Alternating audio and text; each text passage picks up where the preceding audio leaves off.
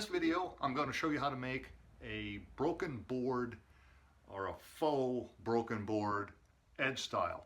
You can use this on a table if you want. I use it on my signs, and that's what I'm going to do. So I'm going to get started right now.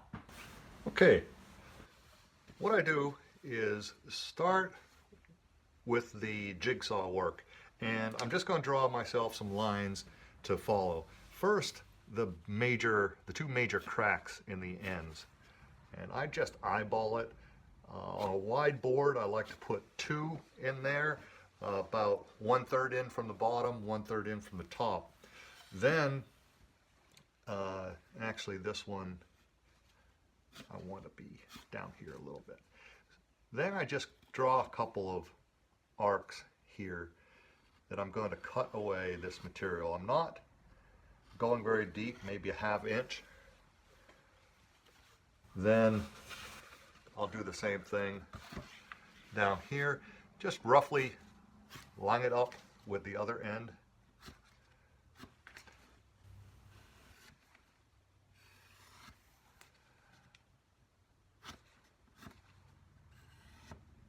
Okay, so these will be basically across from each other, and I have a couple of little lines there.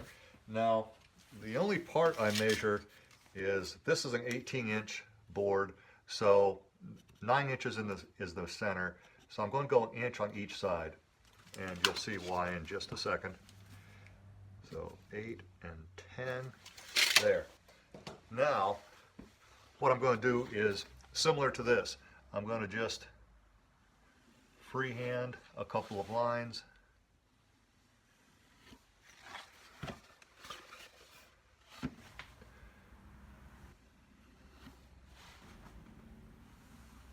There.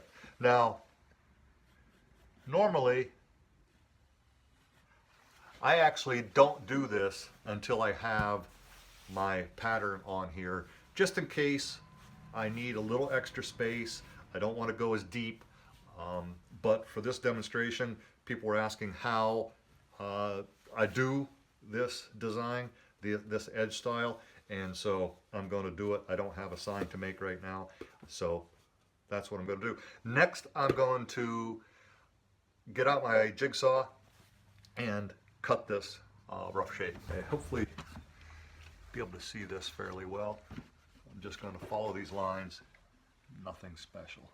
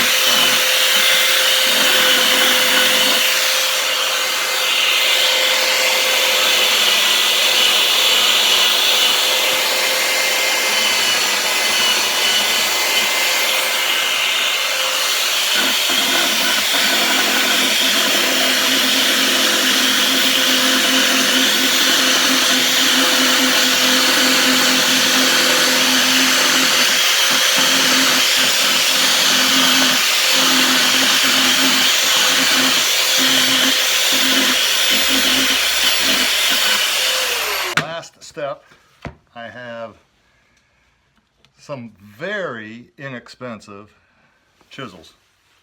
I think you get a whole set of these things. This is a V-shaped chisel.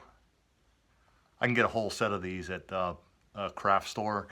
I'm not sure exactly where I got these. I know AC Moore has things like this. Get a whole set of 8 for like $6.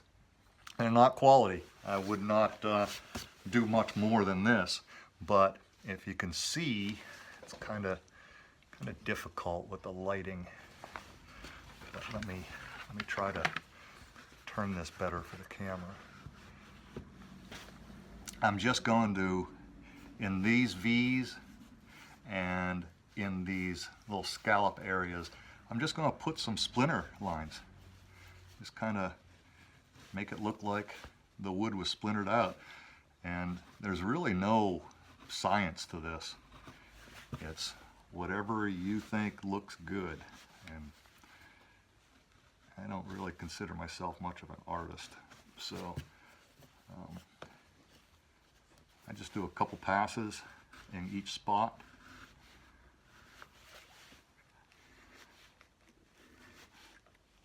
It's funny, sometimes if I have something in the wood that I don't like, I get lucky enough, I can just carve it out with this so that it's not even seen, or at least less noticeable.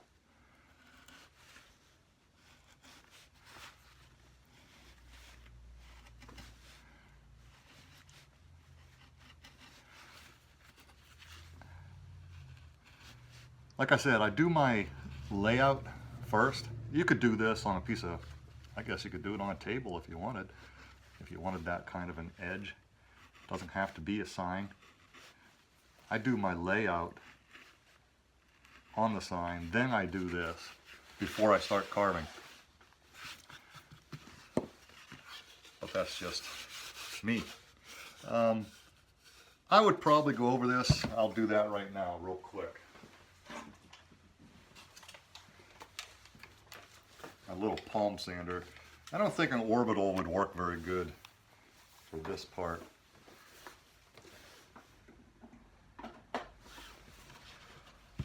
But I'm just going to smooth out these lines a little bit more.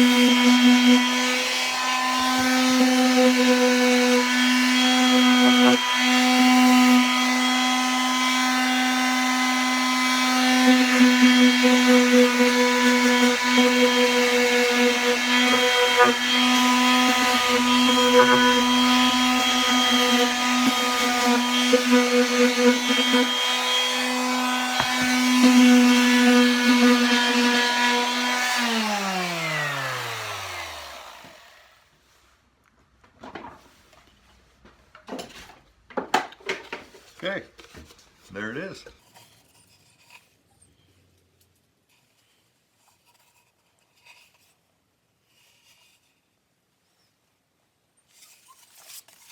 Okay, here it is, all finished. Thanks for watching. I'm going to have links down below with all the tools and things that I used. If you're interested, you can check those out and get some for yourself. Also, be sure to hit the subscribe button, hit the bell so you know when more videos come up. I try to get one posted every week or so, but that's a little tough, and I get them up as I can. Thanks for watching. Bye.